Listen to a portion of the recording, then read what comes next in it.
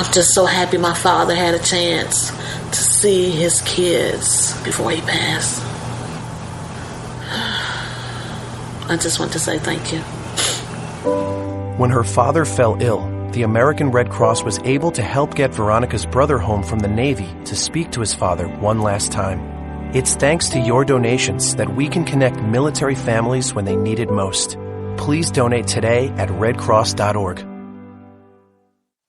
If you want to work until you keel over, have less of everything in retirement, or give back more of your hard-earned money to the stock market again, then just ignore me. But if you'd like to protect the money you save, receive a steady, predictable retirement income, and enjoy financial security for as long as you live, then listen to this. You can download a free report that reveals the wealth-building secrets Wall Street and the banks don't want you to know. You'll learn how you can get guaranteed growth, safety, and real prosperity without risking your money in the Wall Street casino, and how to get the money you need when you need it, simply by asking for it. This is the best way to have a 100% secure retirement, and know your money will last as long as you do. To learn more about this method, and to get your free report, go to 52security.com. That's the number 52security.com. 52security.com. Go to 52security.com.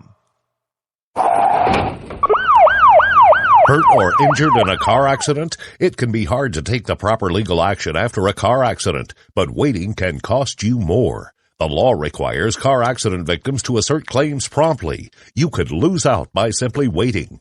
Call 800-709-4667 right now to see what your claim could be worth when handled by a skilled attorney. With a lawyer fighting and speaking up for you, you could be entitled to a big cash award. Call 800-709-4667. That's 800-709-4667. Now it's fast and easy to connect with the legal help you need after your car accident. Call 800-709-4667. The call is free, but you need to act now before time runs out on your claim. You need a lawyer to fight for you, protect you, and get you the compensation you need and deserve. Time's wasting. Call 800-709-4667. That's 800-709-4667. Call now. I considered suicide so I wouldn't put my family through all the pain. Many of our warriors are returning home from the battlefield, only to face a new war as they struggle with devastating injuries. At Wounded Warrior Project, we understand. We're there to help. Even though you think you're broken, you're not. It's the physical and the emotional healing that Wounded Warrior Project provides. With a gift of just $19 a month, you can join Wounded Warrior Project. You'll help provide critically needed programs and services that rebuild lives. Beautiful. There you go, buddy. The ongoing needs of our wounded and their families will continue for many years to come. Now is the time to show your support. Call now or go online with your gift of just $19 a month, and we'll send you this Wounded Warrior Project blanket. It made me feel that there's people out there that care about us. After this event, we can finally maybe start to heal as a family and move forward. We need your help.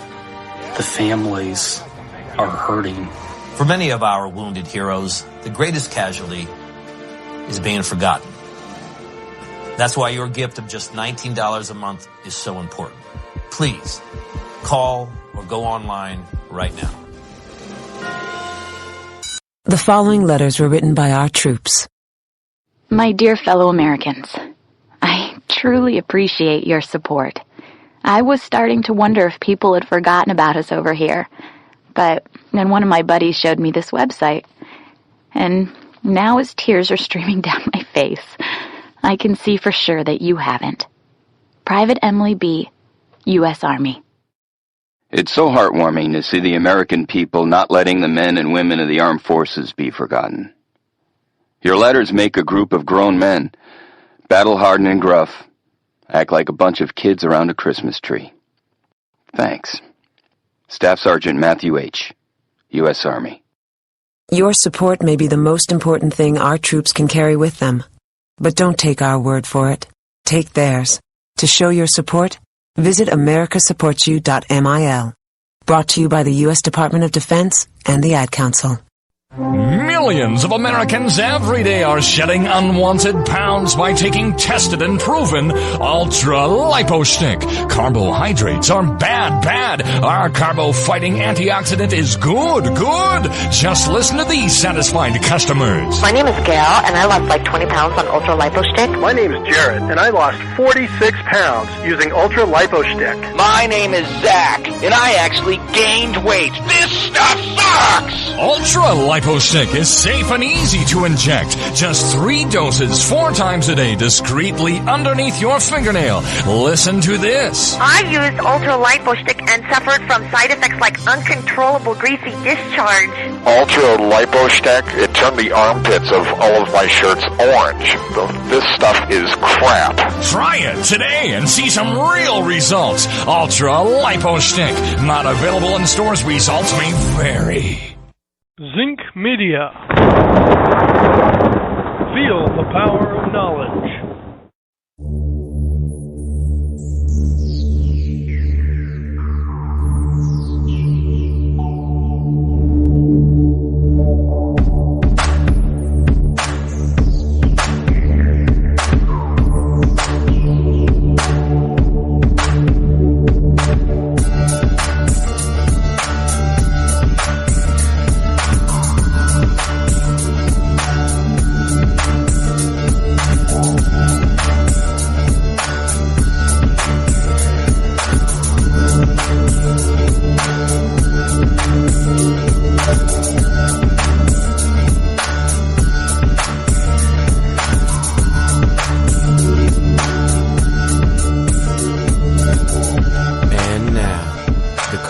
most politically incorrect black man on the planet, Rod Eccles.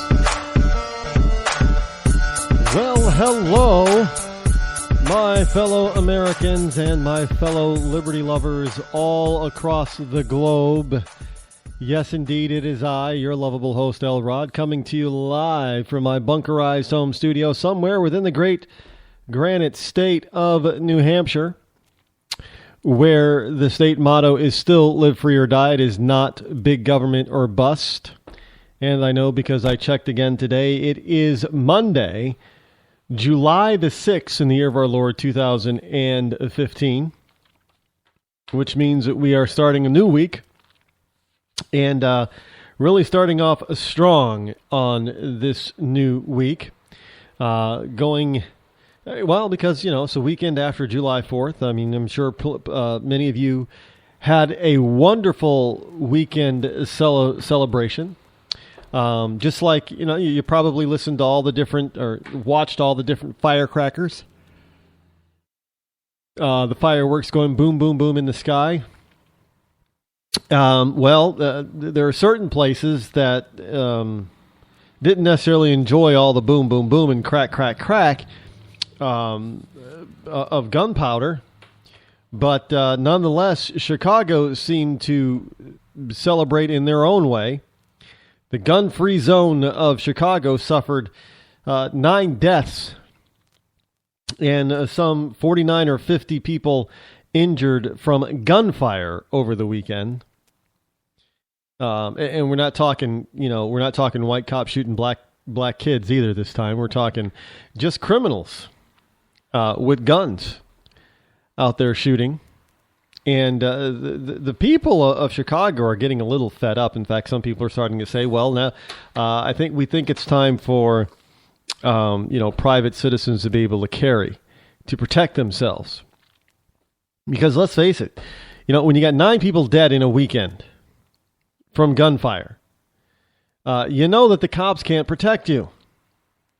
And this is nothing against the police, the Chicago PD, just that they can't be everywhere. No police department can. What is Chicago? Our 3rd largest city by population?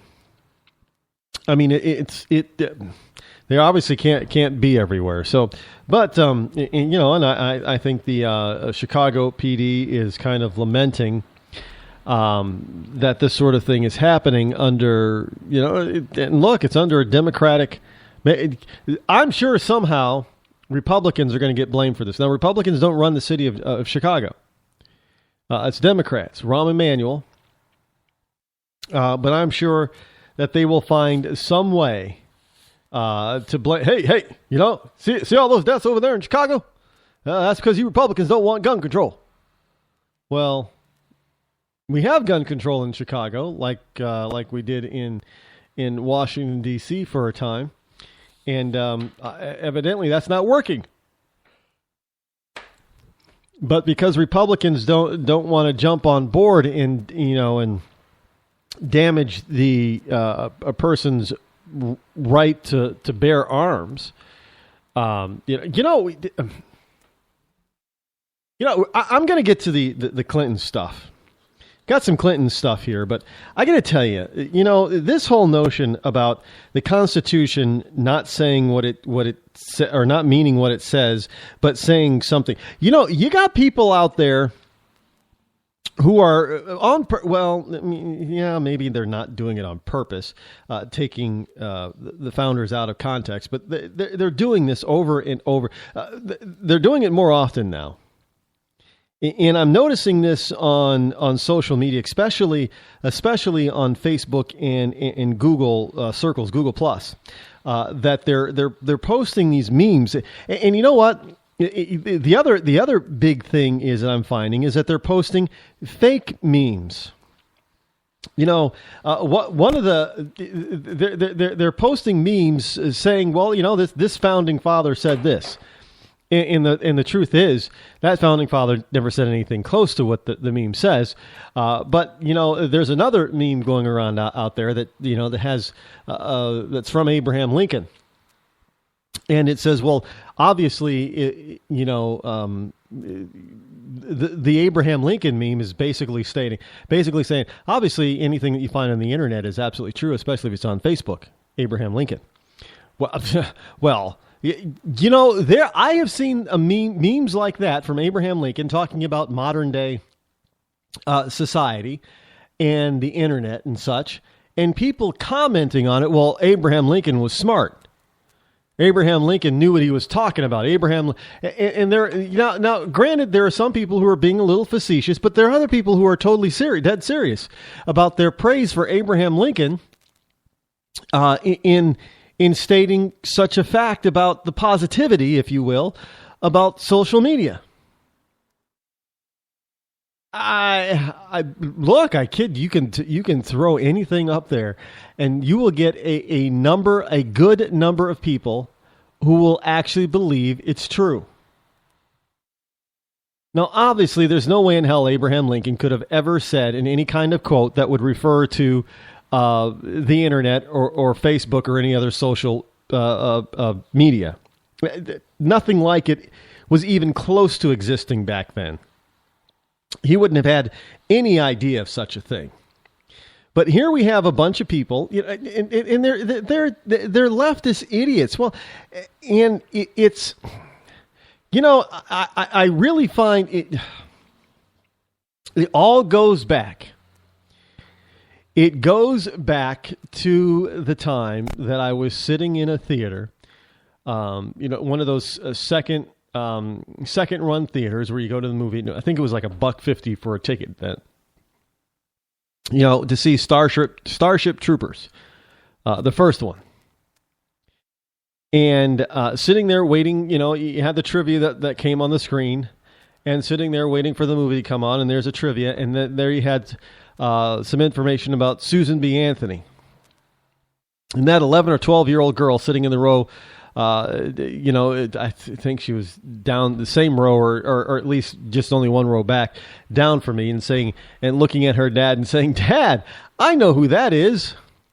We studied her. She's the one that made the first American flag, Susan B. Anthony."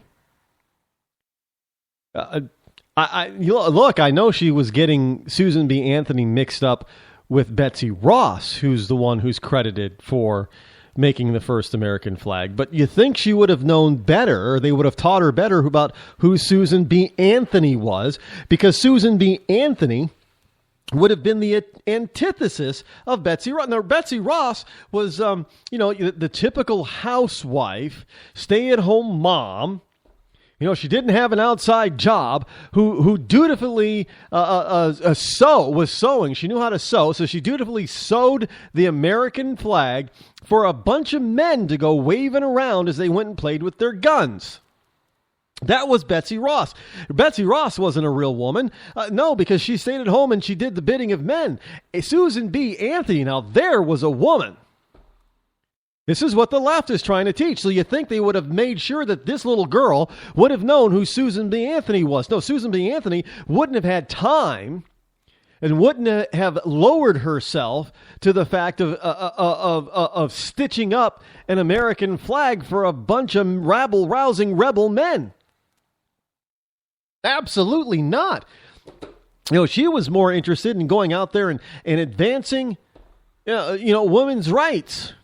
And if you're sitting at home, sewing, acting like a housewife, doing the bidding of men, well, geez, you're not at all doing being a free woman. Absolutely not. This is what the left is trying to teach about feminism. You know, because Susan B. Anthony was the original. They don't teach, Susan B. Anthony about Susan B. Anthony in any other aspect. Just that she was the first, one of the first feminists. Oh, man, she didn't sew. Yes, she did. She didn't do anything at home. Yes, she did. No, all she did was go out there and fight for women's right to vote. Yeah, she did that too.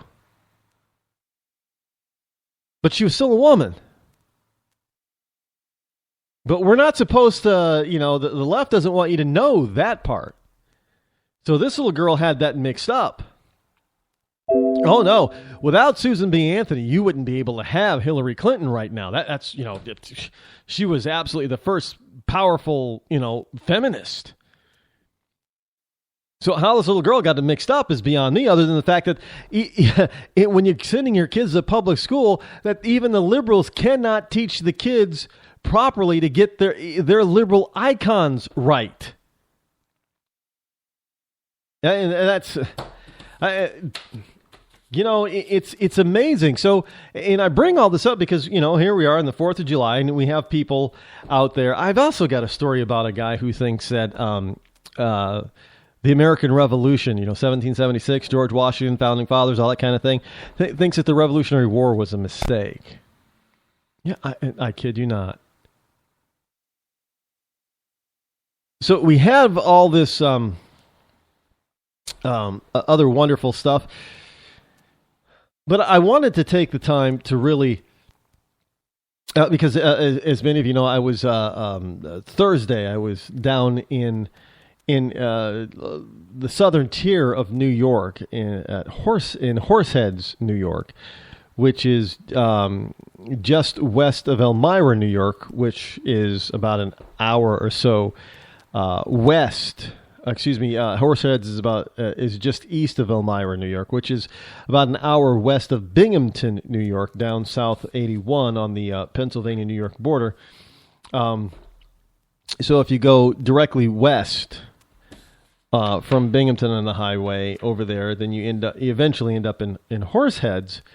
And yes, there is a place called Horseheads, New York. Yes. And I was giving a speech for I think the Tri-Tier Tea Party. And yes, yours truly nailed it, of course. It was a lot of fun meeting the people down there and seeing how in such a small group of people, I mean, it's probably 30 or so, how many of them were running for local office. And when I say local office, I mean local office. They're running, for the local as school board and as town supervisor or on the town board or something. Well, that's where it starts. Tip O'Neill was famous for saying that all politics is local. And these people were starting to, take that type of tone, American representative democracy, if you will, American Republic, they were taking that seriously, and if they wanted to see change, that they were going to have to be the change. Now, I know a lot of people are saying, well, see, Rod, that means that you need to run. No, I don't. There's a number of different ways you can participate. Now, you can support those, like I can support those who I believe will do a much better job in public office and public service than I would. I can support people who I think would actually get elected. See, look, if I were running for any type of public office, elected office, I'd be like Donald Trump. My mouth would get me in trouble. And people would say, well, you're just too blunt. Well, that may be. Well, the Donald, he's having troubles, and it's a curious dichotomy with Donald. He's enjoying this meteoric rise in the polls, but he's also having to defend himself against a meteoric rise in negativity about what he says on a day-to-day basis. So there's this huge popularity boost that he's getting because middle America, especially middle class, well, dare I say it, white America. It's not just white America, but that's who people, that's who the left wants you to think is strictly the middle class now. It's just a bunch of white people out in Kentucky or someplace, hillbillies. But he's enjoying right now. People are saying, well, yeah, if the election, I'd vote for Donald. And in some places, Donald Trump is leading the pack over Jeb Bush even. So he's resonating. And he's hitting a chord with a lot of people, across different socioeconomic backgrounds too. There are some rich people who are saying, yeah, Donald, well, he's one of us anyway. He's a billionaire. And there's middle class people saying, yeah, he gets it. He knows what the problem is and he's going to go and fix it. And he even gets some poor people that said, yeah, Donald, he fully understands the plight. And he's going to help us, rise our economic status and help us get better jobs. He's going to bring manufacturing back to the United States so we don't have to sit around making $8 or $9 an hour anymore. We can get high-paying manufacturing jobs. So everybody is, for different socioeconomic classes are looking at the Donald and saying, yeah, what he says is a little bit true. Now, maybe, sure, he should probably say it in a different way, but, it's the Donald. He's the Donald. He's not backing down. He's not apologizing. Good for him. Don't ever apologize, for what you mean. I don't apologize for what I mean. Speaking of apologizing, we've got... George Takei was out there apologizing for his statement about Clarence Thomas, the clown in blackface. Well, he apologized for that. And look, the only reason that good old Mr. Sulu apologized is because he realized what he said was wrong. That it was a highly charged racist statement.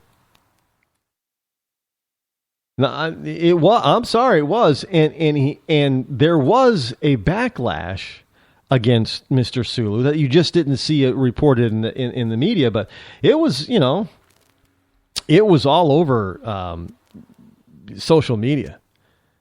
I mean, people were they were laying into him. It was white people too. But the funny thing is that you had some liberal, ultra-liberal blacks are saying, well, he's right about Clarence Thomas. But most blacks are like, no, this fool did not just say what he just said. We may think that Clarence Thomas was wrong in what he said, but ain't no way in hell you're going to get away with calling him, the N-word, because basically that's what blackface is all about. And that's pretty much. And when look, Takei is old enough. He's 70 or something. He knows what blackface is. He knows what it meant and what it means. He knew exactly, but you know what? Since he's a nice guy and he's a liberal, he thought he could get away with it, and he got slapped and slapped hard for it, so now he's apologizing. Well, I'm sorry. Apology not accepted. Look, I'm not going to let him off the hook on this one. And don't get, George Takei is a nice guy. I'm sure I don't know him personally, but he seems like a really nice guy. He's out there, living his own life. He's openly gay with his partner. That's great. That's great for him. Speaking of which, there's some news on the gay marriage issue. I told you it was coming, folks. I told you it was going to come, and it was going to come fast, and it is already happening, and we'll cover that a little bit later as well. So George is out there living the high life, living the celebrity life, making lots of money at appearances and what have you, but that doesn't insulate him. Obviously he's a liberal. He's an openly gay man, so it's not hard to believe that he would be, a liberal. He's Hollywood. I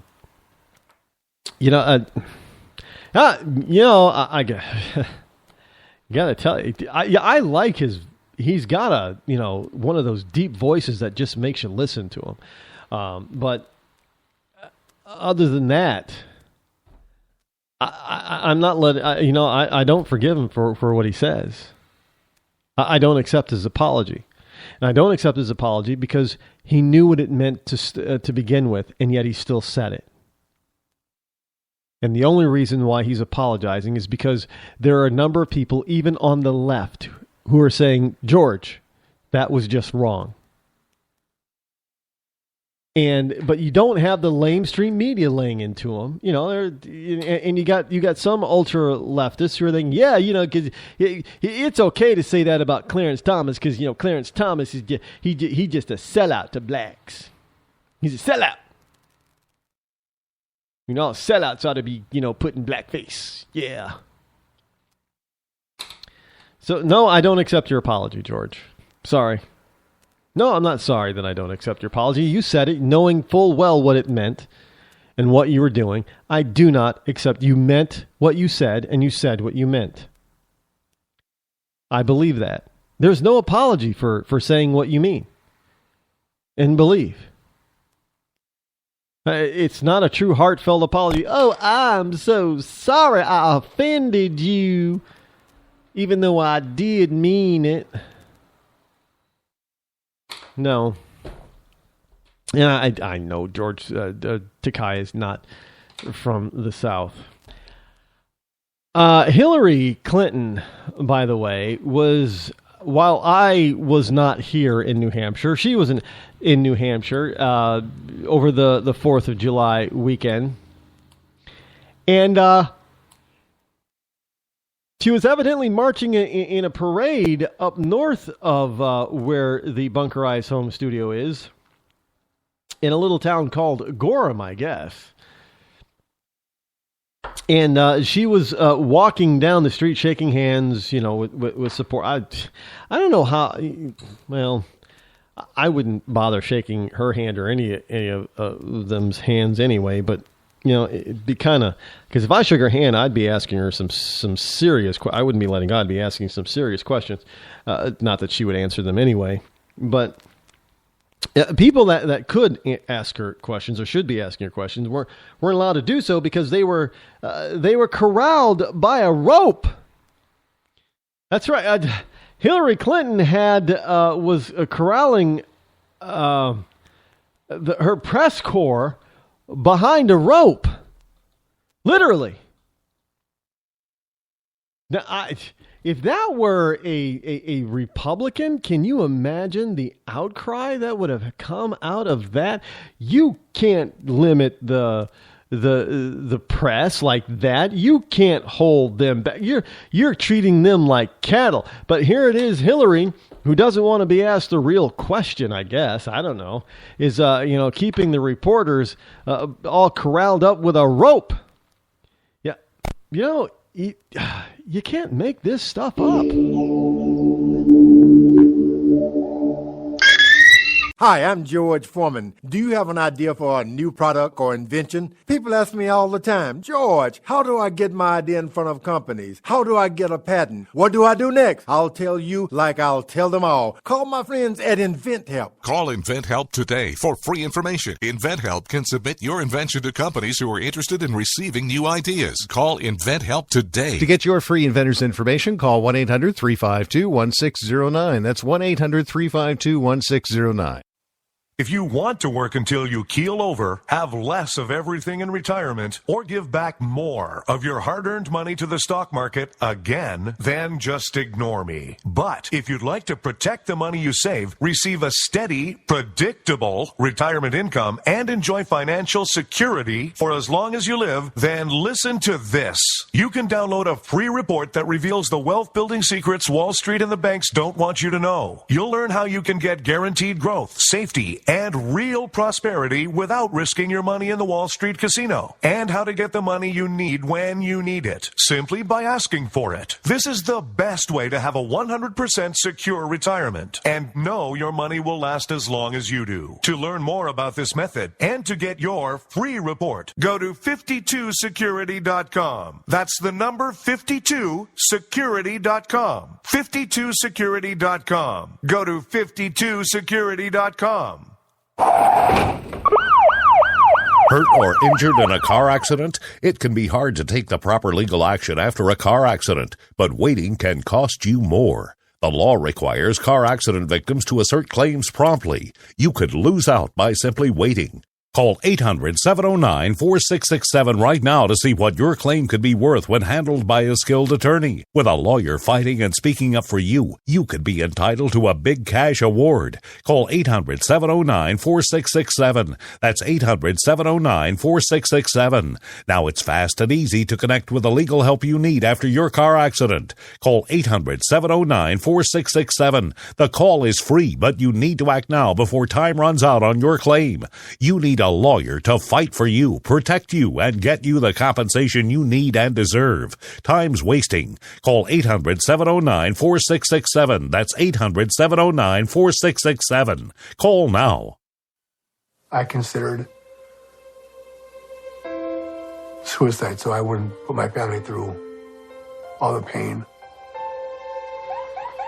Many of our warriors are returning home from the battlefield, only to face a new war as they struggle with devastating injuries. At Wounded Warrior Project, we understand. We're there to help. Even though you think you're broken, you're not.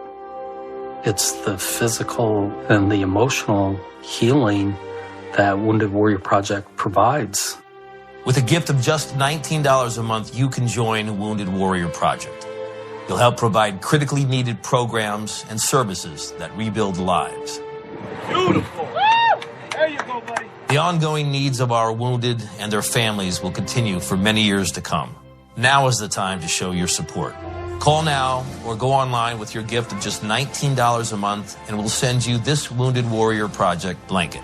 It made me feel that there's people out there that care about us. After this event, we can finally maybe start to heal as a family and move forward. We need your help. The families are hurting. For many of our wounded heroes, the greatest casualty is being forgotten. That's why your gift of just $19 a month is so important. Please call or go online right now. You shouldn't have to pay to talk to the people closest to you, or the people who used to be. That's why Umbrella Wireless is proud to announce the new Friends, Family, and Recent Ex-Girlfriend plan. Now you'll get unlimited calls to your best buddy, your mom, or Cindy, once she realizes that you're seriously meant for each other and should stop screening your calls. Now the 30 minutes of agonizing silence where you're both afraid to hang up may drain your battery, but it won't drain your wallet. And you'll get unlimited calls just to check if she still cares enough to pick up, with no extra charges. With the Friends, Family, and Recent Ex-Girlfriend plan, your phone will automatically answer calls from your ex, because maybe she finally realizes that you're the only one for her and wants to get coffee sometime. Now, after lonely nights of looking at pictures of the road trip you took together when everything was great, your misspelled texts are absolutely free. The only thing you have to pay for is the booze. The Friends, Family, and Recent Ex-Girlfriend plan, because she wants you back, She just doesn't know it yet.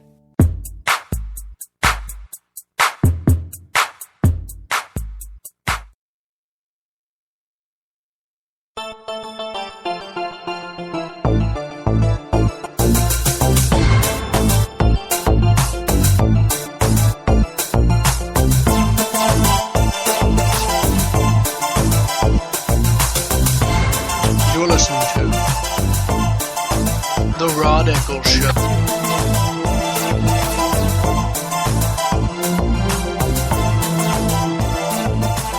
So Hillary Clinton is out there roping the dopes of the media, keep them, hey, stay behind, roped lines is basically should be the headlines for these people, for these report. I don't know how we don't hear more about this from even the lamestream media, but the picture. I posted it a link to it up on my Facebook page. Don't forget to Facebook page, Rod Eccles Show. Don't forget to visit rodeccles.net. Some new exciting stuff is coming over there soon, and you're going to enjoy it. But rodeccles.net. Don't forget to stop by there daily for updates and stuff, as well as follow me on the various social media that we're on. But she's got to think very little of the media. I mean, she doesn't want them asking her any questions. I mean, talk about an imperialist. If this is the way she's treating the press now, how is she going to treat them if she were to be elected president? And if we think that Obama is not very forthcoming and open, how would Hillary, 4 or 8 years of Hillary be? God, I can't believe, 8 years. Ugh. No, I don't think I don't think we'd survive for 8 years of her. I'm not sure we'd survive 4 years of her. It'd be very difficult, very rough. But 8 years, definitely not. But how little must Hillary and her team must think of the people covering her campaign to literally rope them off? I mean, I've never seen anything like it. And for them to not raise a ruckus over I'm beside myself in the silence of the media of this. I'm unbelievable. Speaking of Hillary, there's another fascinating little tidbit out there on USA Today, and there's this little boy. I guess he's probably about 8 to 10 is what everybody's saying. Handsome young man, cute little boy. But evidently, look, a staged picture, as far as I'm concerned. Here's this, cute little boy sitting on the steps in New York City, steps of his homes, crying his little, eyes out, because, he doesn't think people are going to like him because he's gay. He's 8 years old.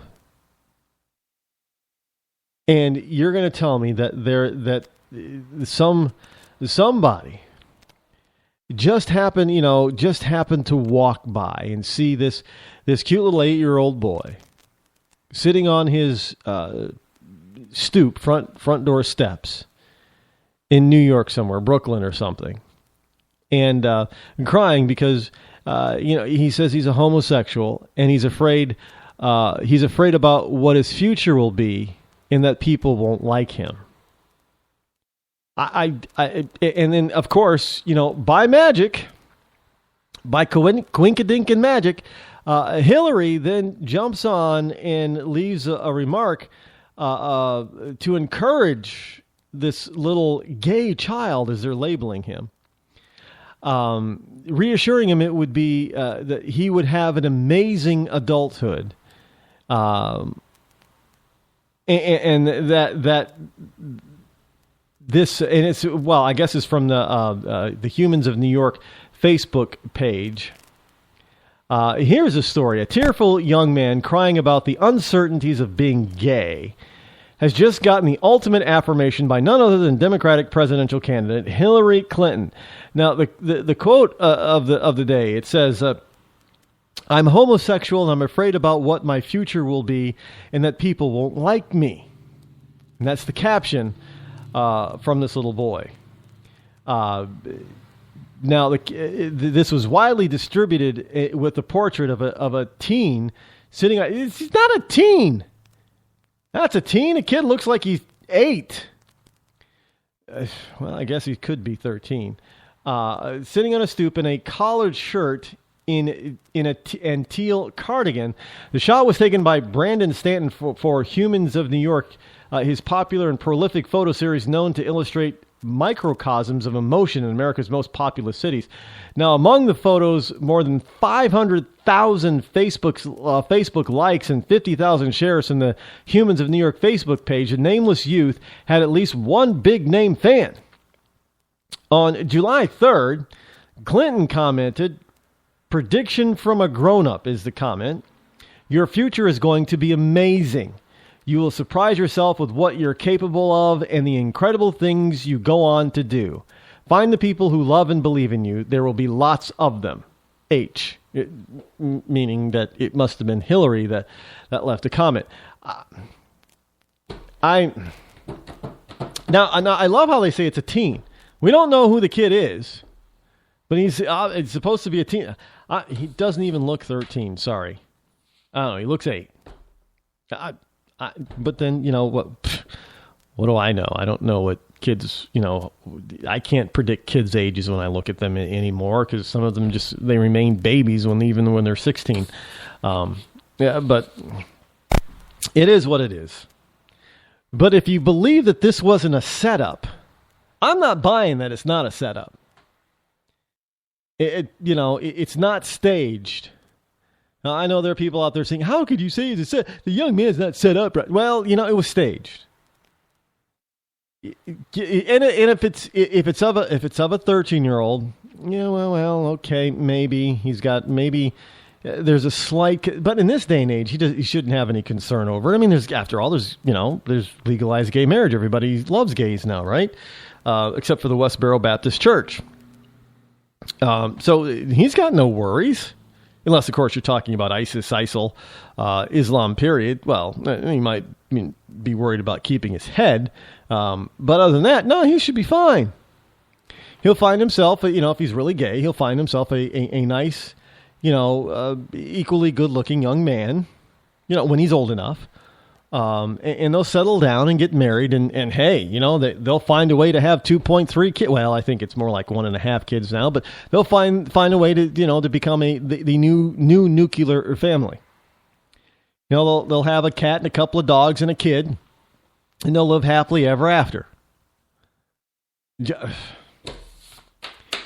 But for this kid to sit there and if he's only 8 or 10.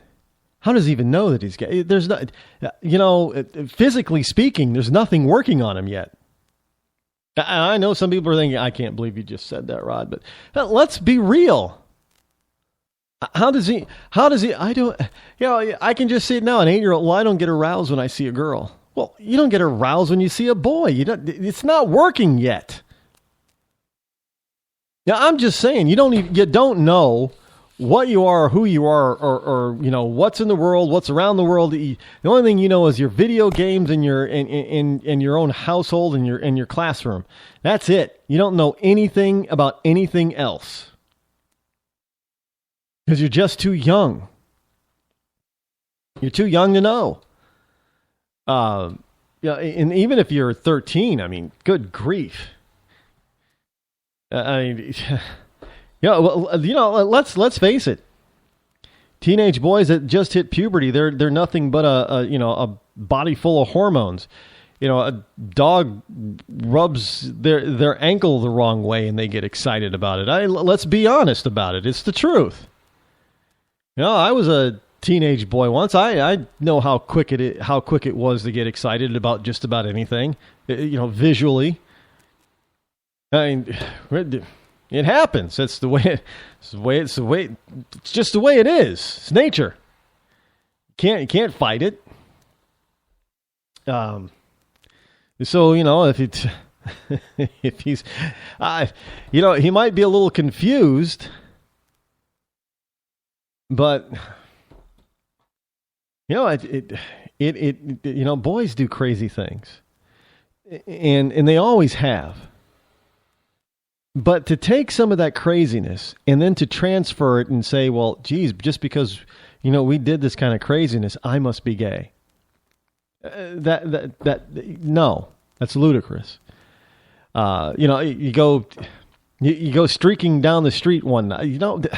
Look, I had friends who did that. I didn't do it, but we were out, just camping out in backyards one night in the summer, and 3 of them decided, well, yeah, it was like 6 or 7 of us, and they're like, yeah, man, we should go streaking down the street on our bikes late at night. Well, most of us said no, but 3 of us, not me, but 3 of them did it. Yeah, I mean, you just do stupid stuff like that as a kid. So I guess by today's standards, 3 of them going streaking, at the age of 13 or 14, I guess by today's standards, they would be construed as being gay, right? And they should be proud of it. And they might have some sort of somebody might have walked by from the faces of New York, the human faces of New York, whatever it is, and take a picture of them from the belly button up, and the photo would go viral about them. We're gay and we're kind of trying to celebrate our gayness now, and I'm sure Hillary would have weighed in and said, "You go, boys. You're going to have a fabulous life. Just the 3 of you. Now, all your self-conscious friends who didn't go streaking with you, now they have some problems. They're homophobic. I wouldn't be surprised if well, by today's standards, it's probably what we would have been labeled. We would have been homophobic because we didn't support our gay friends. Who, by the way, none of them are gay. All 3 of them are married. Long-term marriage. First wives, all of them. Yeah, all of them. First and only wives. But, I'm sure we would have been labeled as being homophobic because we weren't supporting our gay friends going around there streaking. But this is how twisted this stuff is getting. Look, don't doubt me, folks. This is happening now. I mean, you got this 8-year-old pretending to be a 13-year-old who's sitting, just happens to be sitting crying on the steps about, about people not liking him because he thinks he's gay. This after gays win the ultimate prize of being able to be married and be legally married in all 50 states, as well is having some Christians being beat back out in Utah and having been fined and having to pay a lesbian couple $135,000 because they wouldn't bake them a same-sex wedding cake. And some of the reasons were emotional distress over not having a cake baked for them.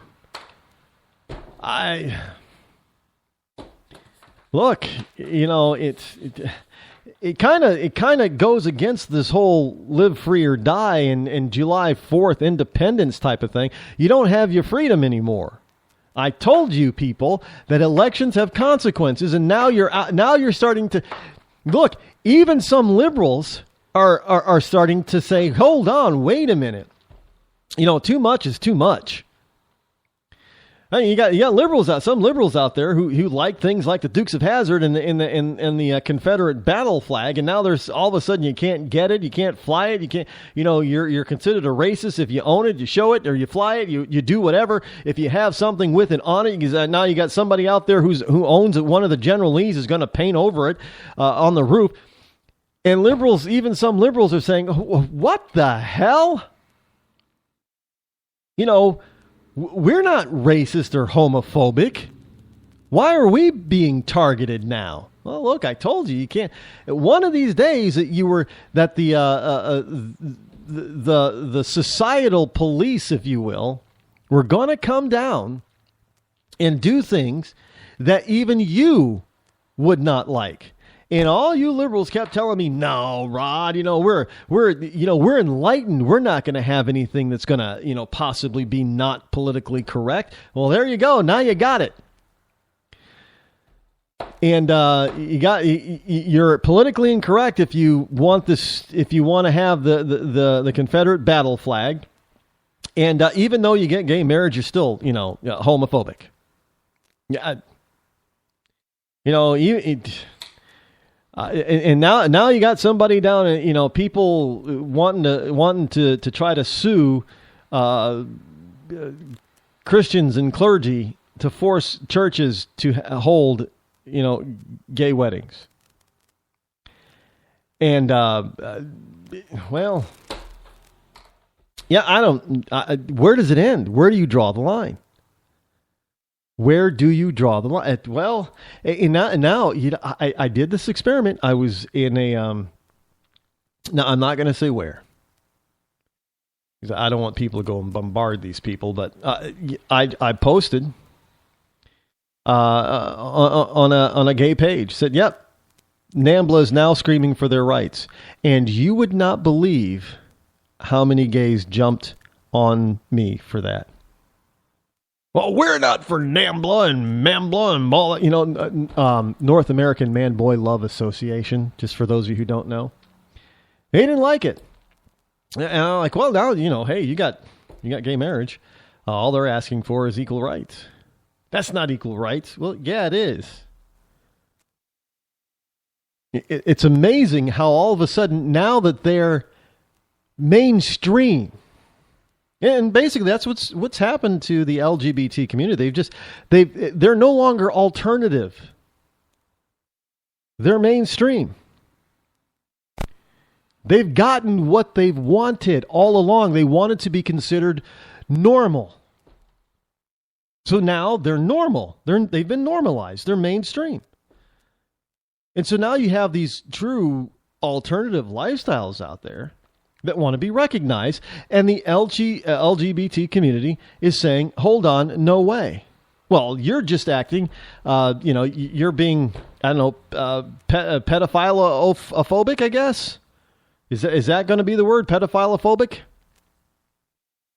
Now, obviously, I am not advocating for NAMBLA, but hey, if you're going to go that route, where do you draw the line? Are you now going to draw the line and say no further?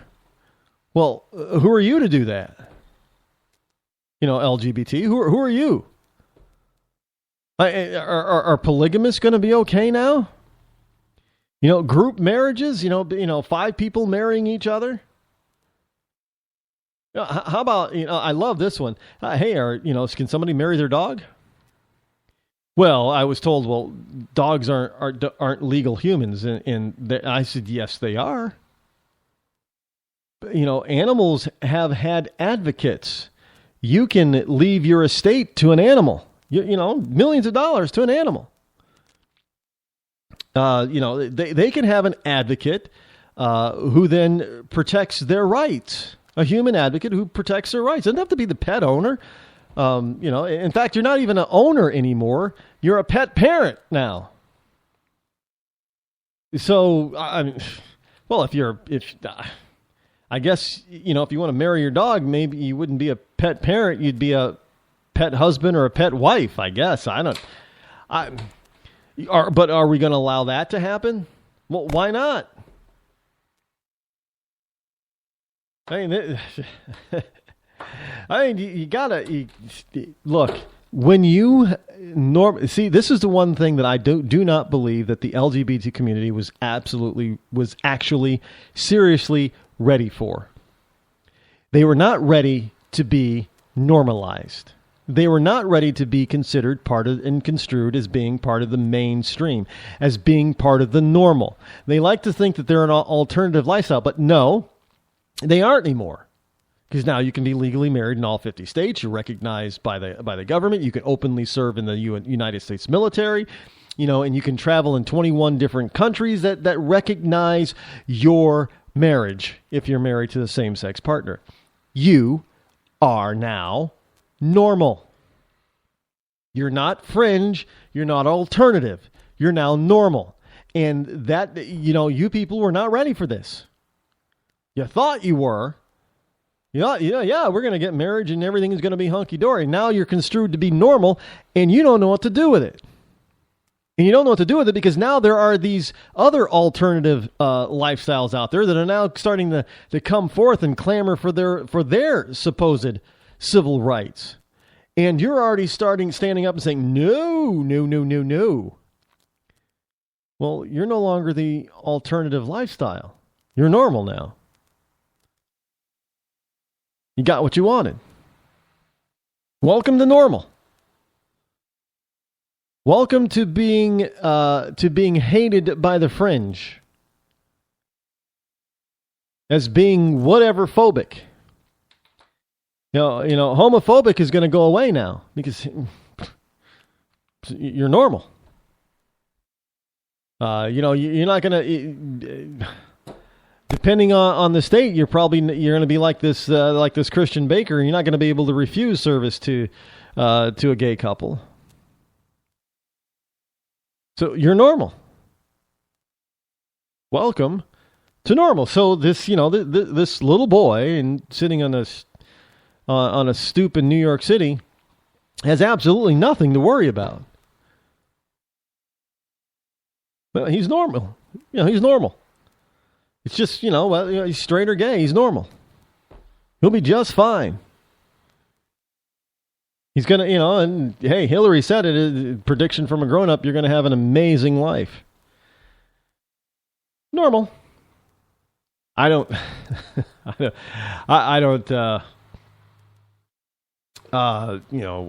it is what it is, I suppose, but yeah, normal. Welcome to normal. You will soon find out that being normal does not afford you what you think it affords. You don't all of a sudden stop being, you find yourself being hated by a different group now. You may have thought, hey, well, now straight people, they can't hate us anymore. And most straight people don't. They don't. Most straight people don't really care what you do in your own bedroom. They don't want you teaching their kids, quote unquote, alternative lifestyle, but they don't really care what you do in your own bedroom. But now you're going to be normal. You're going to be like the straight couple next door. So you move into the neighborhood, nobody's really going to pay attention anymore because, it's normal. So now you're going to find that people like NAMBLA and polygamist and other pedophile groups, and, including females who want to marry 30-year-old female teachers who want to marry their 16-year-old high school boy lovers. That's all. They're all coming after you now. They're going to be calling you the haters because you're going to be standing up saying, no, because that's not normal behavior. Because, hey, after all, being homosexual is normal. It's just a different normal. But now it's normal. You've normalized it. And so now you're going to have to live with it. I know some of you don't like that, which is why you're trying to, look, trust me. They are trying to make this whole limit their normalization as much as they possibly can. Because look what they're doing with transgender, And we got Bruce Jenner is the poster child for the LGBT community that's still not normalized yet. But hey, lesbians and gay men, you're normal. Bisexual, well, you can still marry a woman. If you're a guy and still, have a boyfriend. So that's, normal. Welcome to normal, guys and gals. Now you can be equally hated by the remaining alternative lifestyles, just like straight people.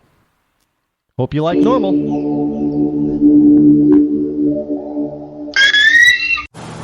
I'm just so happy my father had a chance to see his kids before he passed. I just want to say thank you. When her father fell ill, the American Red Cross was able to help get Veronica's brother home from the Navy to speak to his father one last time. It's thanks to your donations that we can connect military families when they need it most. Please donate today at redcross.org. If you want to work until you keel over, have less of everything in retirement, or give back more of your hard-earned money to the stock market again, then just ignore me. But if you'd like to protect the money you save, receive a steady, predictable retirement income, and enjoy financial security for as long as you live, then listen to this. You can download a free report that reveals the wealth-building secrets Wall Street and the banks don't want you to know. You'll learn how you can get guaranteed growth, safety, and real prosperity without risking your money in the Wall Street casino, and how to get the money you need when you need it, simply by asking for it. This is the best way to have a 100% secure retirement, and know your money will last as long as you do. To learn more about this method, and to get your free report, go to 52security.com. That's the number 52security.com. 52security.com. Go to 52security.com. Hurt or injured in a car accident? It can be hard to take the proper legal action after a car accident, but waiting can cost you more. The law requires car accident victims to assert claims promptly. You could lose out by simply waiting. Call 800-709-4667 right now to see what your claim could be worth when handled by a skilled attorney. With a lawyer fighting and speaking up for you, you could be entitled to a big 67. That's 800-709-4667. Now it's fast and easy to connect with the legal help you need after your car accident. Call 800-709-4667. The call is free, but you need to act now before time runs out on your claim. You need a lawyer to fight for you, protect you, and get you the compensation you need and deserve. Time's wasting. Call 800-709-4667. That's 800-709-4667. Call now. I considered suicide so I wouldn't put my family through all the pain. Many of our warriors are returning home from the battlefield, only to face a new war as they struggle with devastating injuries. At Wounded Warrior Project, we understand. We're there to help. Even though you think you're broken, you're not. It's the physical and the emotional healing that Wounded Warrior Project provides. With a gift of just $19 a month, you can join Wounded Warrior Project. You'll help provide critically needed programs and services that rebuild lives. Beautiful. There you go, buddy. The ongoing needs of our wounded and their families will continue for many years to come. Now is the time to show your support. Call now or go online with your gift of just $19 a month, and we'll send you this Wounded Warrior Project blanket. It made me feel that there's people out there that care about us. After this event, we can finally maybe start to heal as a family and move forward. We need your help. The families are hurting. For many of our wounded heroes, the greatest casualty is being forgotten. That's why your gift of just $19 a month is so important. Please, call or go online right now. The following letters were written by our troops. My dear fellow Americans, I truly appreciate your support. I was starting to wonder if people had forgotten about us over here, but then one of my buddies showed me this website, and now as tears are streaming down my face, I can see for sure that you haven't. Private Emily B., U.S. Army. It's so heartwarming to see the American people not letting the men and women of the armed forces be forgotten. Your letters make a group of grown men, battle-hardened and gruff, act like a bunch of kids around a Christmas tree. Thanks. Staff Sergeant Matthew H., U.S. Army.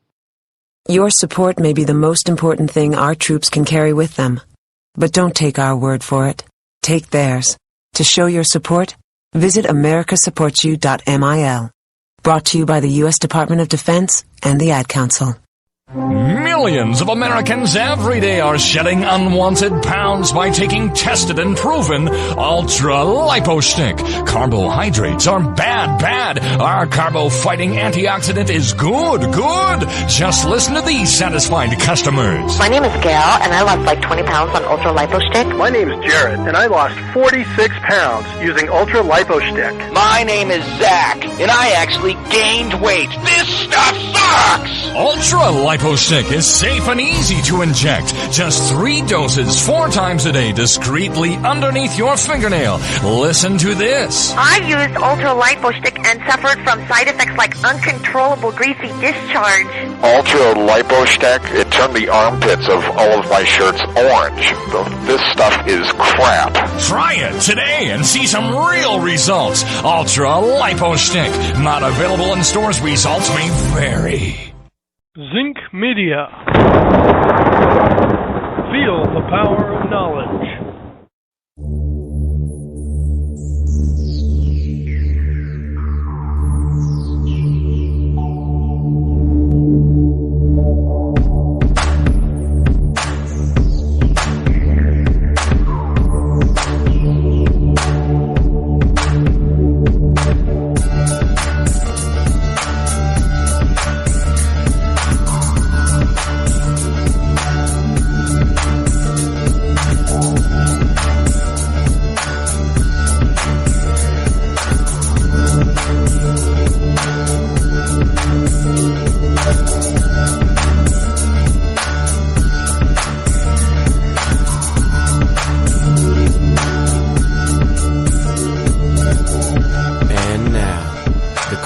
Most politically incorrect black man on the planet, Rod Eccles.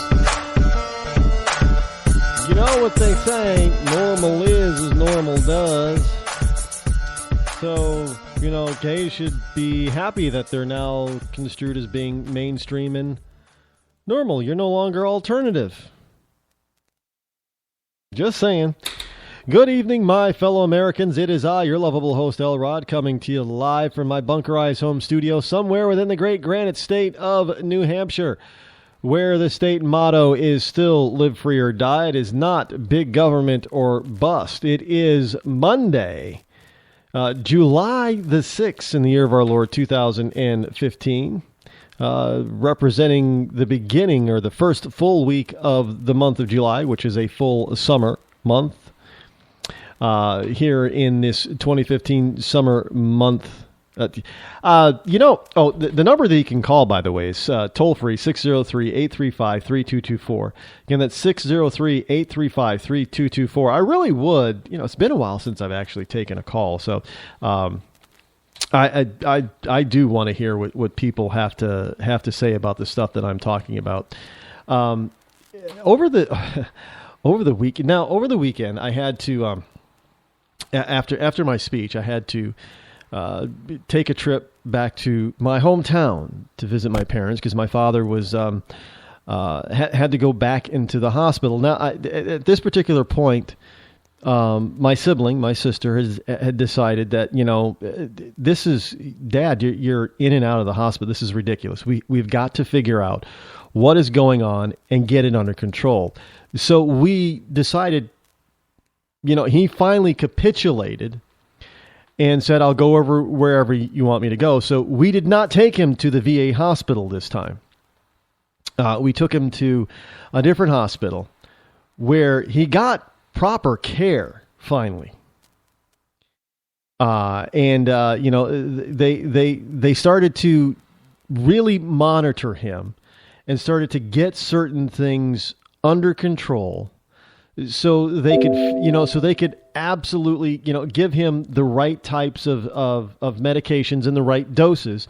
They monitored those because they wanted to get it right. So basically, when they send him home this time, they don't want him coming back anytime soon. And of course, neither do we. I mean, I'd like to be able, over the past couple of months, it seems like every time I've gone home to visit my parents, my father's been in the hospital. And I would like to be able to go back and go back home and visit my father with him not in the hospital. I'd like to be able to hang out with my dad, at home. But I got to, these past few months, it's just a cycle of life. And some of you know what I'm talking about. And some of you are going to find out. But I've started to view my dad in a different light. Because every son views their father as being, ultra strong and super heroic. But for the first time in my life, I do believe I saw my dad as being mortal and being human. He's 75 now. And for the first time I saw, it's not that he's a little old man, but for the first time I saw a little old man. And, I'm just being honest with you. I don't like it. And, most people are not going to like that. I understand that. I'm not asking for sympathy or anything like that. I'm not seeking that. I'm just telling you what I have been going through over the past few months. And my dad brought up the talk. You guys are going to have to decide. So we have to decide what we're going to do when your mother and I are gone. And, my sister and I are thinking, well, no, we don't want to talk about this. But then we realized, yeah, it's something that we have to talk about. Unfortunately. That's just the reality of life. But here I see this man at 75 who did all he could in his prime years to defend this nation and our way of life, the American way of life. 21 plus years in the United States Air Force during probably the most dangerous time on the planet. During the Cold War, where at any time we could have gone from, defense condition, DEFCON 1, basically being peacetime, to DEFCON 5, full all-out World War III, at any time. And people don't realize this. Because we had a military that did such a top-notch job during that time period that most people did not realize the type of threat that they were under on a daily basis. But when you're a military brat living on a military base, you cannot escape it. You know the danger daily. And for 21 plus years, this man, this hero of mine, defended this country. And when the time comes for us to thank him and take care of him through our VA system, we try to screw him over. Him and millions of others who serve this nation just like him. It's a disgrace. And you've got a bunch of liberals out there who want to run around and talk about, well, we got to help the poor. We got to help the poor. We got to help this person. We got to help that person who needs to get off their ass and go find a freaking job. But those who put their very lives on the line and cause their families suffrage and heartache, oh no, we can't take care of them. Oh, no, and as a matter of fact, maybe they should pay a good portion of their own health care out of their own pockets. My dad said, I have to pay this copayment. Are you kidding me? You have to pay how much of a copayment every time you go into the hospital? That is disgraceful. Every single vet that goes into the VA has to pay a copayment of $150 minimum. It makes me want to swear. It is the most ludicrous asinine system I have. And you've got people like Bernie Sanders out there. Well, maybe we should just, tax the rich, 90% of their income. That's a bunch of bullshit, because that money isn't going to go to the military. It's going to go to a bunch of lazy people who are sitting on their asses day in and day out, getting fat. Now, I'm sorry, but that's just the damn truth. And we got a bunch of lazy people. We've got the heaviest country that this planet has ever seen. We've got an epidemic of obesity. Oh, we got the fattest people the planet has seen, and it's on a nationwide level. And you want to tell me that people are starving? Oh yeah, that little 4th grade boy who's only 4'6" and weighs nearly 200 pounds. It looks like he's starving, all right.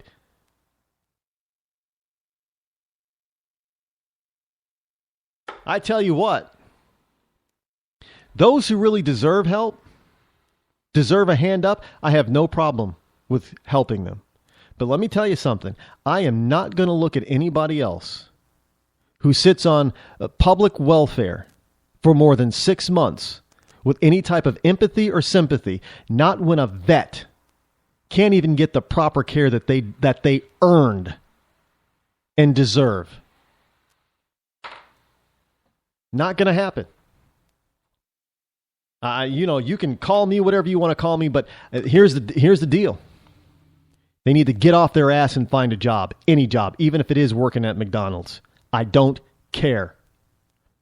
Get a freaking job. I'm tired of paying for lazy asses.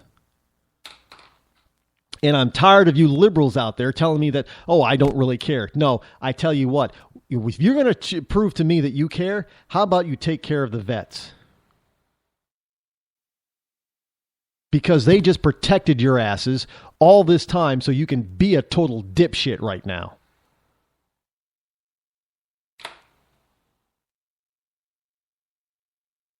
And look, they're not the only ones. If you want to, there is no doubt in my mind that liberals do not like the United States of America. Obama does not like the United States of America. Period. Liberals do not like this country. They can't stand it. They hate it. And you know what? Here it is, right out here in the open, a town hall story from Vox. The American Revolution was a mistake. I am not kidding you on this one, folks. I mean, when I saw this story, I'm like, this is a joke, right? No joke. Let me read just a couple of excerpts for you. American Independence, and this is a story, American Independence the story by Dylan Matthews of Vox. Matthews of Vox.com, VOX.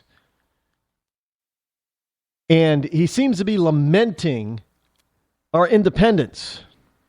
American independence in 1776 was a monumental mistake, he writes. We should be mourning the fact that we left the United Kingdom, not cheering it. Of course, evaluating the wisdom of the American Revolution means dealing with counterfactuals. As any historian will tell you, this is a messy business. Now, we obviously can't be entirely sure how America would have fared if it had stayed in the British Empire longer, perhaps gaining independence a century or so later along with Canada. But I'm reasonably confident, writes Dylan Matthews, a world where the revolution never happened would be better than the one we live in now. Let me repeat that. But I'm reasonably confident a world where the American Revolution never happened would be better than the one we live in now for three main reasons, he says. Slavery would have been abolished earlier. so he says, American Indians would have faced rampant persecution, but not the outright ethnic cleansing Andrew Jackson and other American leaders perpetrated, and America would have a parliamentary system of government that makes policymaking easier and lessens the risk of democratic collapse. Oh, he is wringing his hands that our forefathers, our founding fathers, won the American Revolutionary War. Because everything would have been hunky-dory, just wonderful, beautiful, great if we had stayed under the British crown of crazy King George, who, by the way, at the time, was taxing the American colonies to death, taking everything that they earned, fomenting all kinds of rules and regulations upon, but that's fine. We should have just dealt with it because we would have had a better government if we did. Right? We wouldn't have had a republic. We'd have had a parliamentary system. The main reason the revolution was a mistake is that the British Empire in all likelihood would have abolished slavery earlier than the U.S. did, and with less bloodshed. Oh, really? He knows that for a fact, does he? I mean, look, the reason why, because of how the Southern economy was raised, was grown, was the reason why slavery was kept for as long as it was. So I'm sorry, but the British Crown would have known, well, we're getting all these riches and wealth from the South and the colonies. Maybe we got to keep slavery for a little bit longer. It was about the economic times, folks. Yeah, there were some people that really thought that blacks were, 3/5 human and they were just animals and that type of thing. But mostly, slavery was about economics. And plain and simple. This alone is enough to make the case for the revolution. Make the case against the revolution, he writes.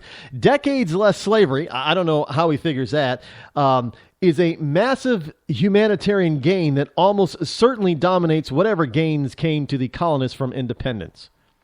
The main benefit of the revolution to colonists was that it gave more political power to America's white male minority.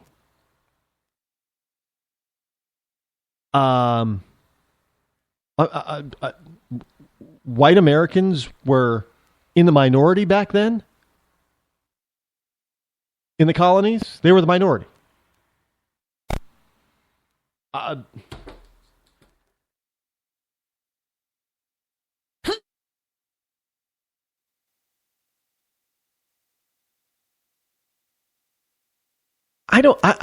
don't know where to go with that. White Americans back in the colonial days in the 13 colonies were the minority. By the highest estimate, there was only some 4 million slaves, 4 million black people. And not all the slaves are black, by the way, Africans. But there was only 4 million. That's the estimate. In the 13 colonies, at that time, there was, somewhere in the neighborhood of 30 to 50 million people in the country. But white males were the minority.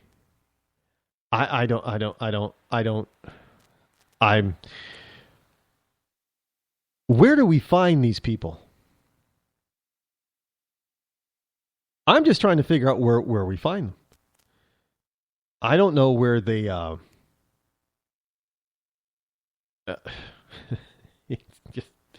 let me continue. Parliamentary democracies are a lot better than presidential ones. They're significantly less likely to collapse into dictatorship because they don't lead to irresolvable conflicts between, say, the president and the legislature. They lead to much less gridlock. So because I don't know, is he saying that we're devolving into a dictatorship because Obama is acting like one? I'm not. I don't know. Have we devolved into a dictatorship, full on, dictatorship yet?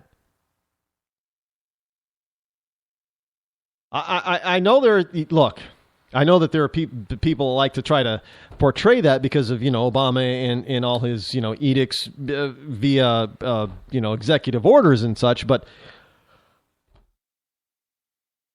I don't know how a parliamentary system prevents that. Because they're able to issue just as many edicts and regulations and rules. And there's a lot less representation of the people in a parliamentary system, by the way.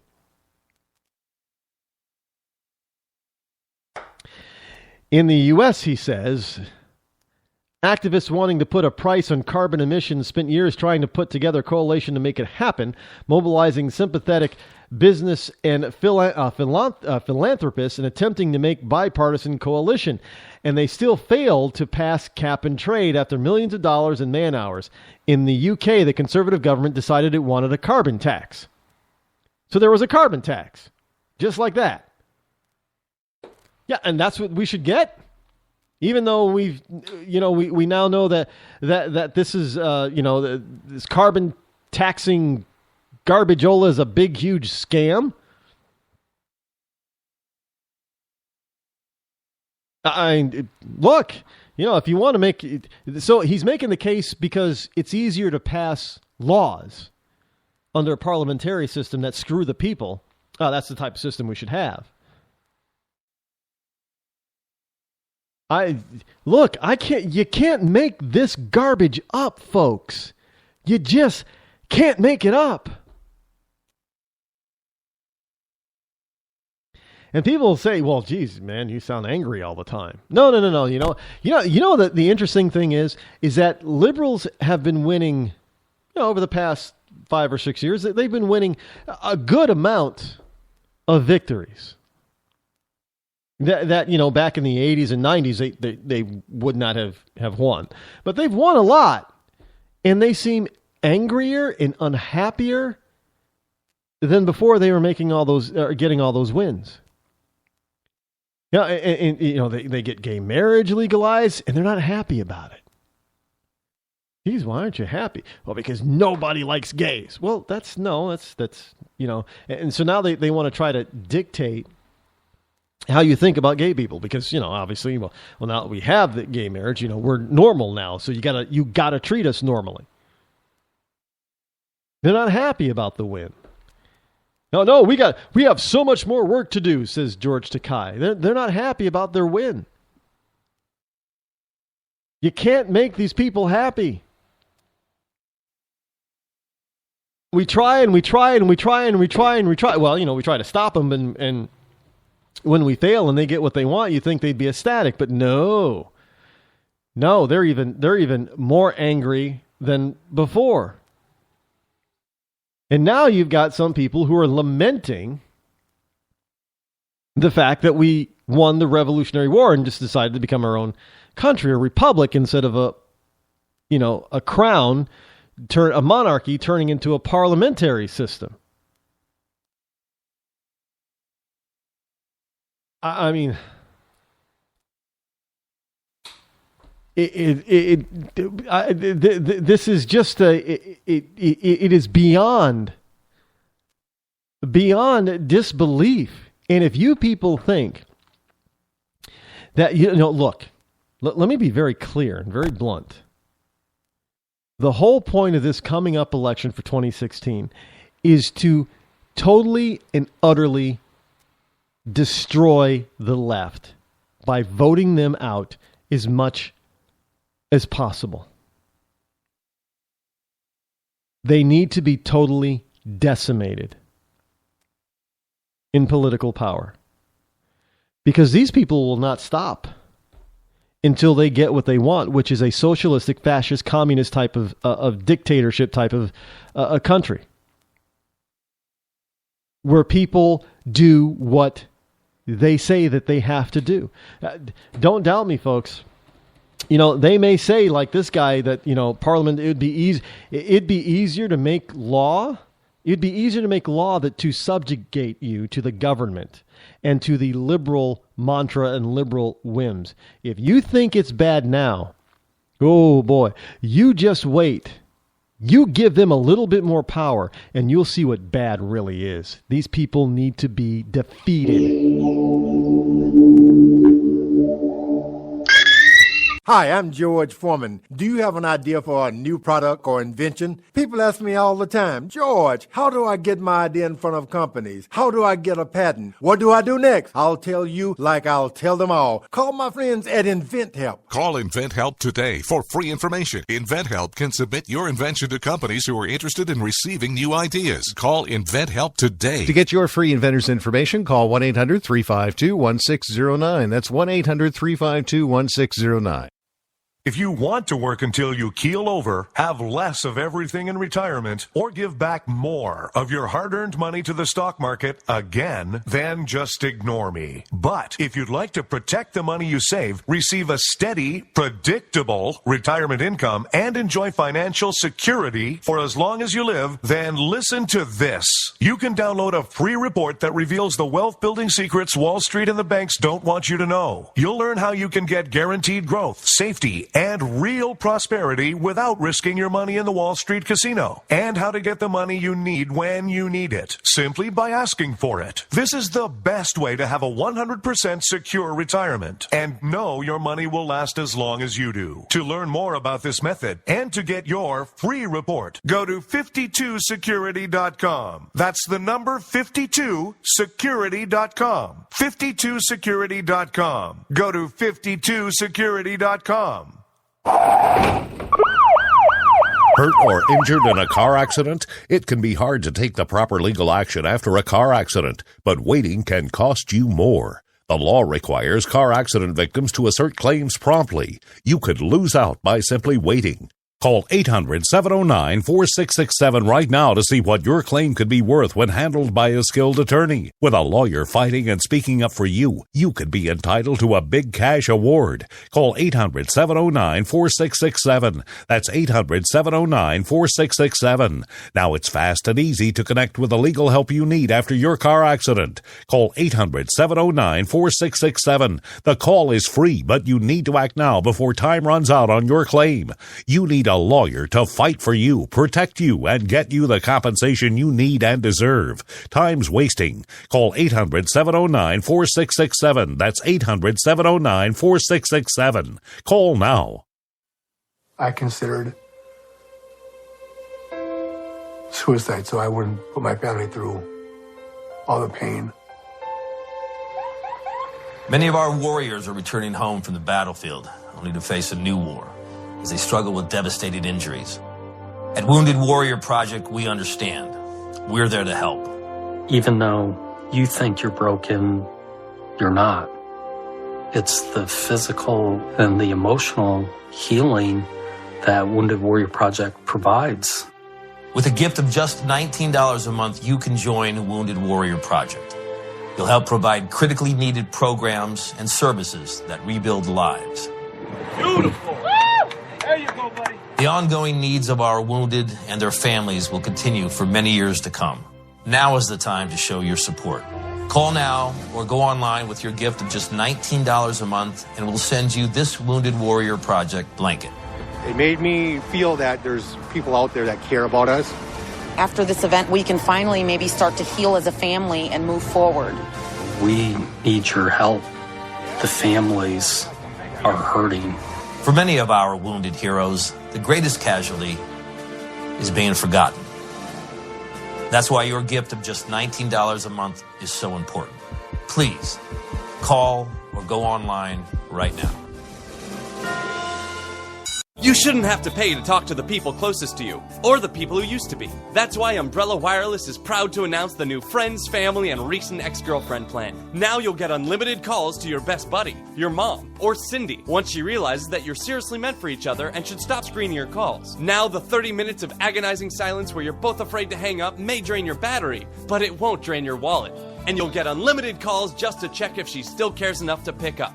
with no extra charges. With the Friends, Family, and Recent Ex-Girlfriend plan, your phone will automatically answer calls from your ex, because maybe she finally realizes that you're the only one for her and wants to get coffee sometime. Now, after lonely nights of looking at pictures of the road trip you took together when everything was great, your misspelled texts are absolutely free. The only thing you have to pay for is the booze. The Friends, Family, and Recent Ex-Girlfriend plan. Because she wants you back. She just doesn't know it yet.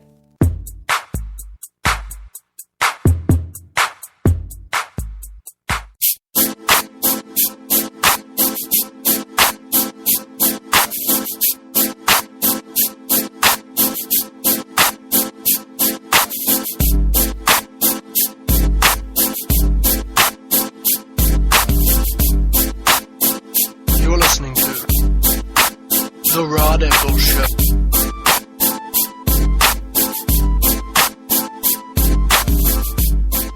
And so it begins, my fellow Americans. It begins. Just like I told you it would begin. It begins in Montana. Now, this is from Hot Air, by the way, hotair.com. And Ed Morrissey is wondering, I wonder what took them so long. 3 business days after the Obergefell decision that recognized same-sex marriage as a constitutional right, Nathan Collier decided to demand that the Montana state government recognize that love is love is love. It kind of reminds me of the priest in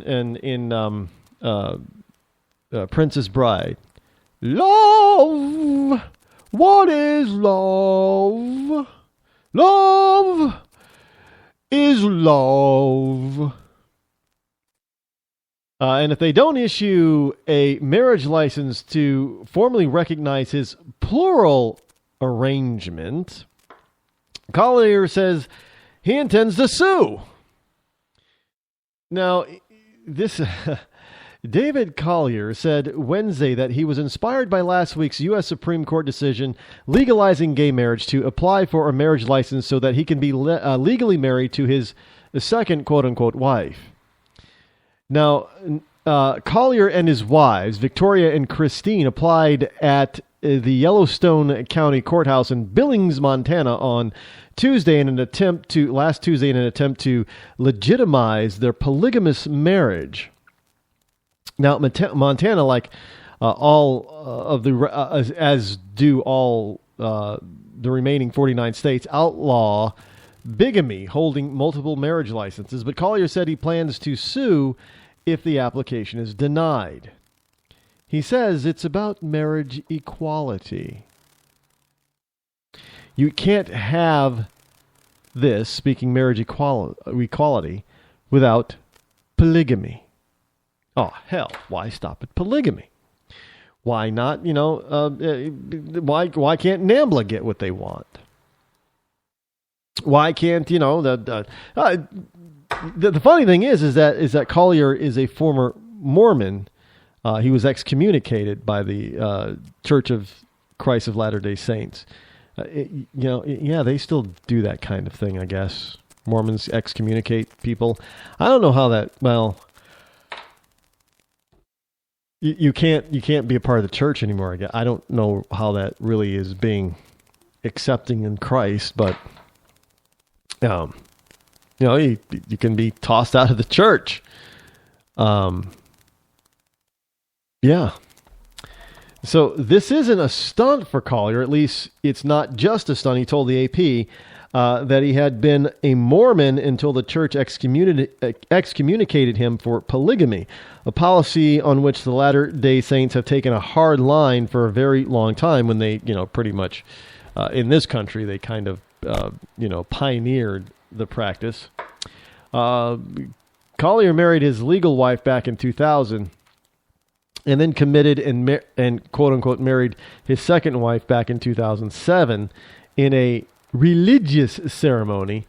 The trio came out of the shadows of polygamy by making a recent appearance on the reality show Sister Wives, deciding at that point to become activists. Now, I've heard of Sister Wives. I've never seen it. And there's a, when you have as many ridiculous cable networks as we currently have, they have to fill their programming day with stuff that's going to grab your attention. I mean, and this stuff has to be more and more titular than the previous programs in order to catch and keep your attention. This is why we got the Real Housewives of Atlanta or whatever, and you have the Kardashians, and you have I don't know how many different incarnations are the Real Housewives are up to. What is it? Is it Real Housewives of New Jersey, Atlanta, Orange County? Is there one? Is there one for Miami and Chicago? I don't know. I can't keep up with that garbage. But this is supposed to be reality TV, and that half of it. We know that what you got the Big Brother stuff. We know that some of that was scripted. I don't, and they try to make it a game. I don't know how Big Brother's actually a game, but okay. It's not like Survivor.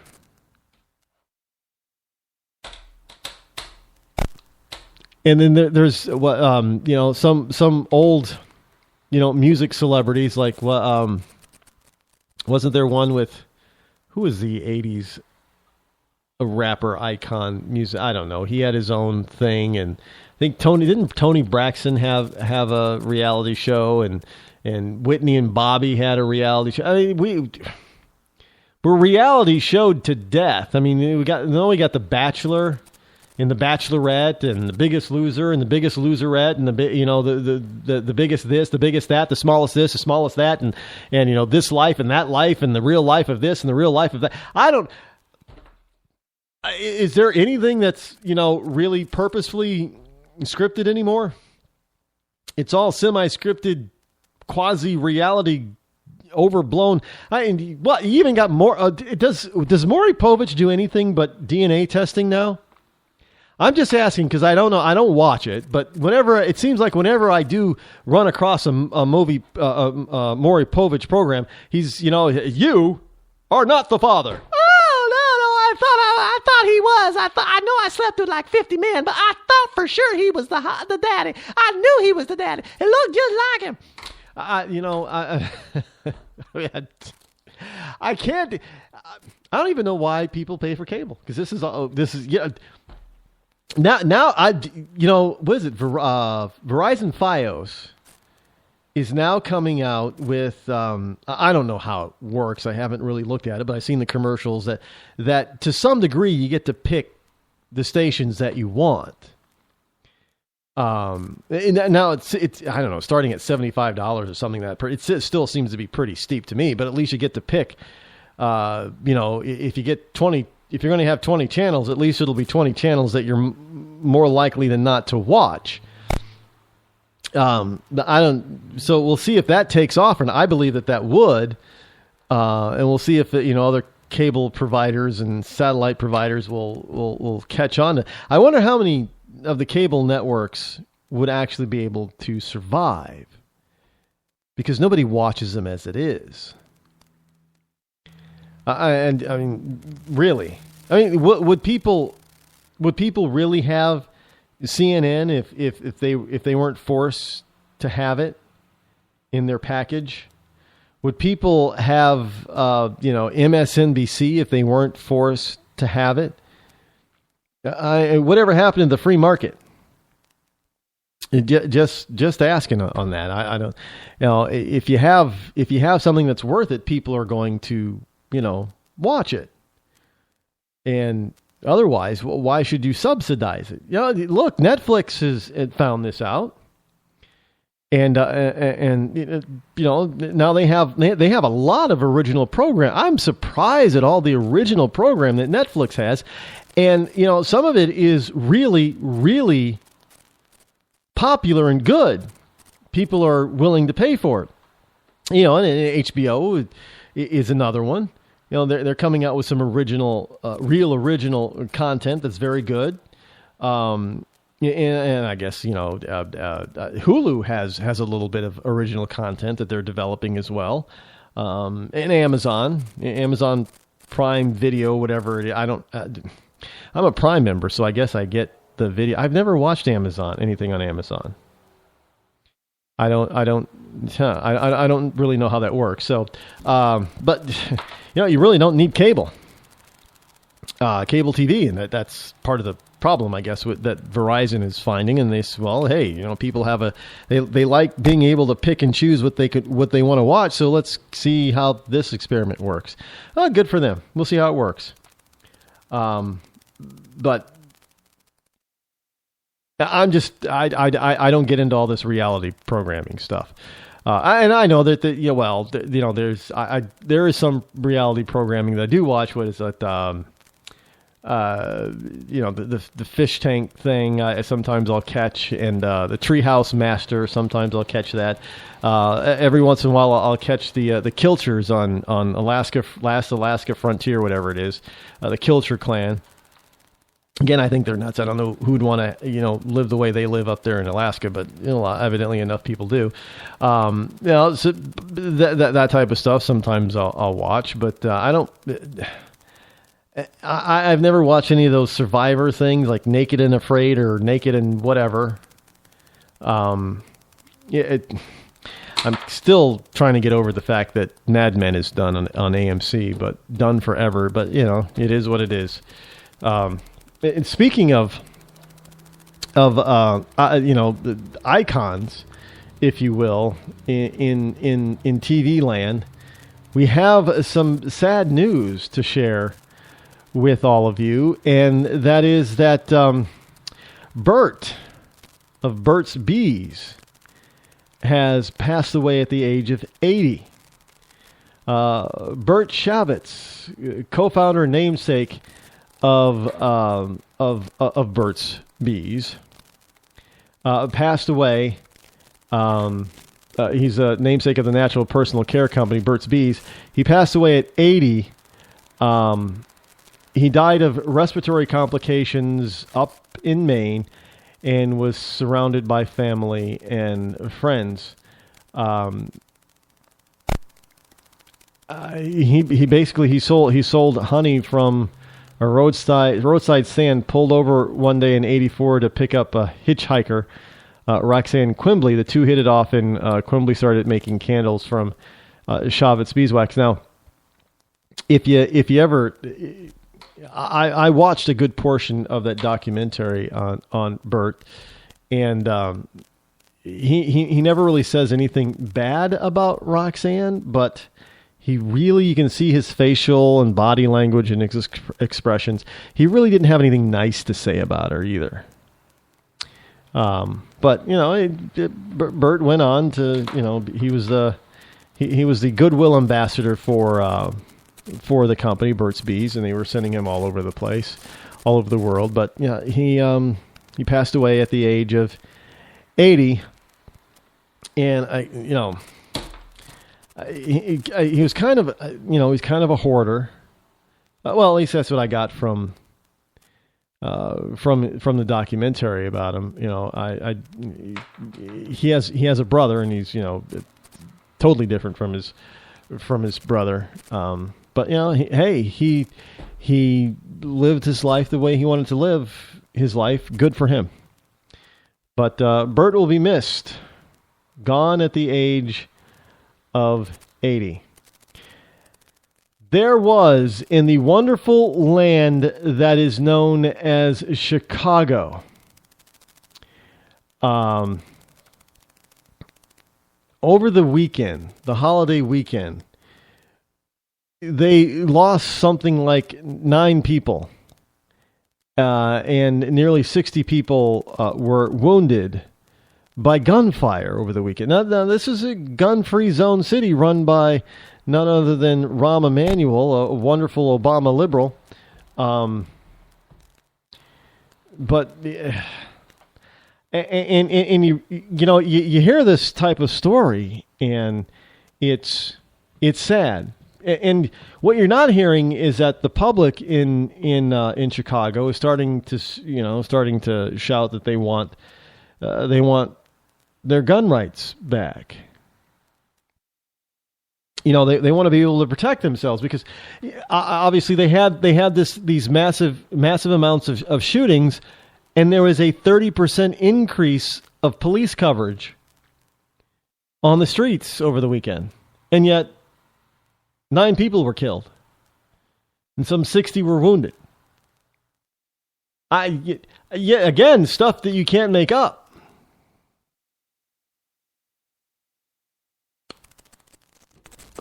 Just stuff you can't make up because, it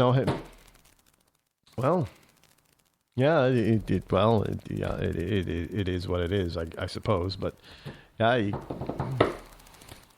you can't, people don't have a right to defend themselves in the city of Chicago. They just have to sit there and take it, whatever happens to them. And if you live, then you can, be happy that you lived. But otherwise, you just have to take it. Out in California, from the MontereyHerald.com, Public Utilities Commission approves big changes in state's electricity rate system. Now, something else I've been warning you people about reducing your dependence on power generated from outside of your home. California regulators adopted a controversial plan late last week, Friday to be exact. Of course, it's Friday when everybody's thinking about 4th of July weekend. That this controversial plan will increase electricity bills for those who use the least amount of power. Heeding the requests of utility companies, but angering consumer advocates and residents who say the poor can't afford it. Screw the poor. They're not paying it themselves anyway. They're probably getting, some sort of government assistance to help pay for their energy bills.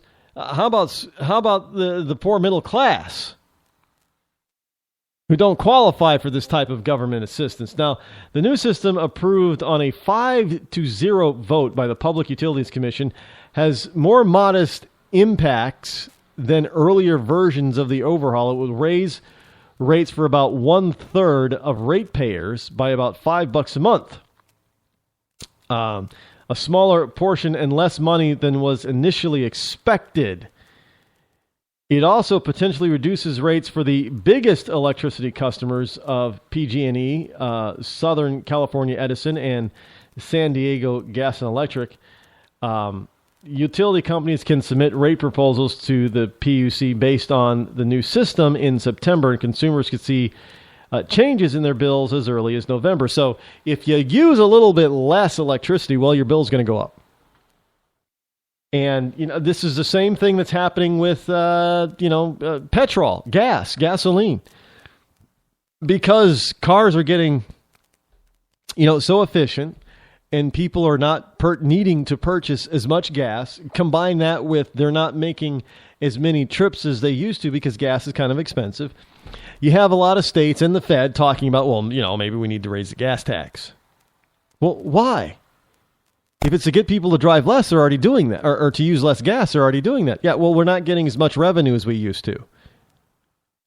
Oh, so now you just want to... so these people, they have to buy these expensive vehicles in order to save a few bucks, and you want to take that savings away. For them doing, it's the right thing, right? It's the right thing to do to buy efficient vehicles, but, don't save too much. And for people who like the electric cars, well, now they just want to start charging you by the mile.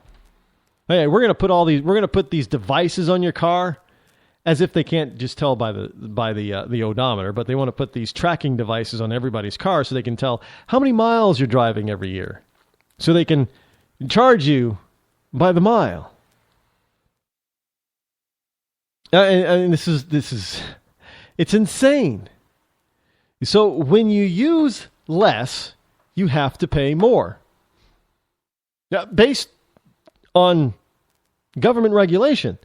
Not based on the market. based on government regulation.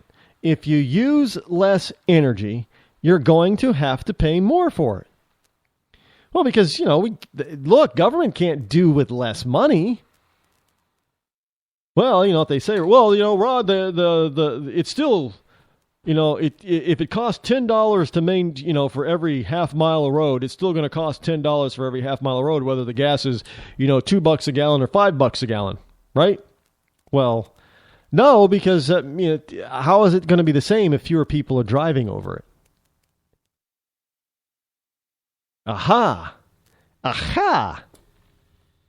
So if there's less traffic, how is it costing the same? How is the road decaying at the same rate?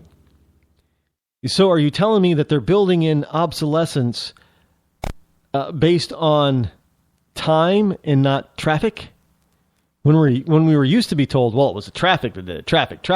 Heavy cars, heavy trucks, there's more traffic, the more pounding the roads take. So now if there's fewer miles driven on that stretch of highway and it's still deteriorating in the same amount of time or sooner, what's the cause? Oh, I'm not supposed to ask that question.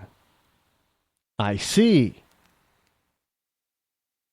So if I decide to put a bunch of solar panels on my roof and put a wind turbine in my backyard, but I still have to be connected to the grid, even though I don't need any electricity from the grid?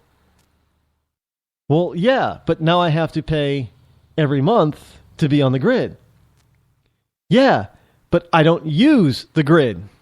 So it still costs money to have those lines going to your house. Well, that's why I want to disconnect the lines. Well, you can't do that.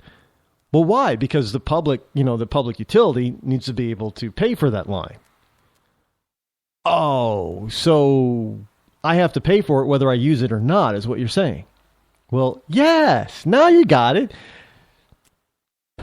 So it isn't about demand anymore. It's about just government regulation dictating that somebody's got to pay for something even if you don't want it. Plain and simple. But again, you're not supposed to ask that kind of question. Why do I have to pay for something I don't use? Well, you pay for education because, even if you don't have kids in the system, you're still getting the benefits from it. Really? The kids are turning out stupid. They don't even know who Susan B. Anthony is. How am I benefiting from a kid being that dumb? Look, they can't find a job because, they're too stupid. They're not very well educated. They don't have any training and skills. So now I got to pay for them, via welfare packages for the rest of their life. And then their kids and their kids' kids. So generational welfare. I'm paying for stupidity. Well, yeah, that's the way it is. So, did you also know that this week, an iconic movie just got old, and you're probably just got old. Back to the Future turned 30 this past weekend. I remember seeing it in the theater. First run. And now it's 30 years later. Welcome